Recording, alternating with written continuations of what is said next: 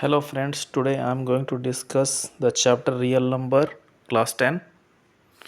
So first of all, we are going to know about fundamental theorem of arithmetic, which states that every composite number can be uniquely expressed as the product of primes except for the order in which these prime factors occurs. Example is 12.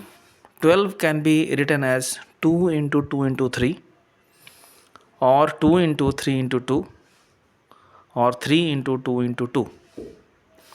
In all cases, the prime factors of 12 is same no matter what the order of 12 has been factorized. This means you can factor out first either by 2 or by 3 or by any other factor or by any other prime number by which it can be factorized. The order does not matter. We get the same prime numbers. 2. Any number of the form 2 to power m multiply 5 to power n, where n belongs to natural number, always contains 0, because 1 2 and 1 5 will always makes 1 10. And if a number does not consist of at least 1 2 and 1 5, will never end in a 0. For example, 6 to power n consists of two prime numbers 2 and 3. So here 2 occurs but 5 does not occur. So the given number only contains 2 but no 5s. Therefore 6 to power n can never end in 0. And also by fundamental theorem of arithmetic, we know that only prime factors of 6 will be 2 and 3. So there is no 5 available in the number 6. So 6 to power n will never end in 0. Third, while determining a fraction to be terminating or non-terminating, first simplify the fraction and then check the denominator by doing its prime factorization. If denominator is of the form 2 to power m, 5 to power n, or 2 to power m multiply 5 to power n, then the fraction is terminating or else non-terminating. Example, 9 divided by 2 to power 2. We can see it is of the form 2 to power m, so it will be terminating. 6 to power 5 by 3. We know that it is of the form 5 to power n, so it also will be terminating. In third case, the number is 49 divided by 350. So first of all, we need to simplify this number, and this will come up to 7 upon 50, which can be written as 7 upon 2 to power 1 multiply 5 to power 2. So this is of the form 2 to power m multiply 5 to power n.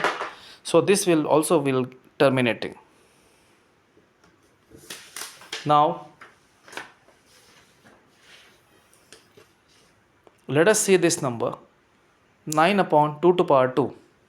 The power 2 shows that the number will terminate after 2 places of decimal. 6 to power 5 by 3. The power 3 shows that the number will terminate after 3 places of decimal. And 7 upon 50. In this, if you find the prime factorization, you will get 2 to power 1 multiply 5 to power 2. So the denominator 2 to power 1 multiply 5 to power 2 will let the number terminate after 2 places of decimal, as the maximum power is 2. We always need to compare whose power is greater, either 2 to power 1, 2 to power m, or 5 to power n. The one whose power will be greater will end in that much places of decimal. Now, we also need to know how to find HCF and LCM of a given numbers. We have three numbers here, 108, 120 and 252. 108 can be written as prime factors as given here. 120 can be written as 2 to power 3, 3 to power 1, 5 to power 1 and 7 to power 0. We are applying 7 to power 0 as we have 7 to power 1 in the third number. 252 can be written as 2 to power 2, 3 to power 2, 5 to power 0 and 7 to power 1. So wherever the numbers are not occurring in a given number, there we have to write the number to the power 0. because a number to the power 0 is always 1. First of all, write the prime factorization of all the numbers in ascending order. For HCF, take the least power of all the prime numbers. Here HCF is equal to 2 to power 2, 3 to power 1, 5 to power 0 and 7 to power 0. As you can see, here are all numbers in 2's. So we have to take the minimum power of 2. 3 minimum power of 3. 5 ka power minimum. And 7 minimum power of 7. For LCM, take the maximum power of all the prime numbers. So here I have taken maximum power of 2, maximum power of 3, maximum power of 5 and maximum power of 7.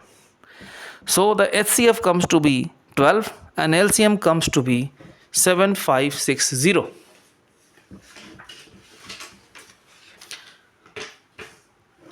Now the property of LCM and HCF. So first property is product of two given numbers is equal to product of their HCF and LCM.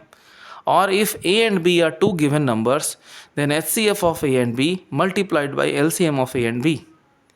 Second property is HCF divides the LCM completely. It means HCF has to be factor of LCM. In previous discussion, we saw how to find LCM and HCF. Now let's check and verify the above property. I have taken two numbers here, 60 and 72. The prime factors of 60 is 2 to power 2 into 3 to power 1 into 5 to power 1, and 72 is 2 to power 3 into 3 to power 2 into 5 to power 0. Now find the LCM and HCF as I have told previously. So for LCM I have taken the maximum power of the given prime factors or prime numbers, and for HCF I have taken the minimum power. Now LCM multiplied by HCF, that is 360 multiplied by 12, is 4320, and product of two numbers, that is 72 into 60, is also 4320. This verifies first property. Also 12 the HCF divides 360 the LCM completely. This verifies the second property. This is all about the real numbers today. In the next video I will be giving you sums regarding these lessons, and we will discuss the sums, how to solve those sums by using this property. Thank you.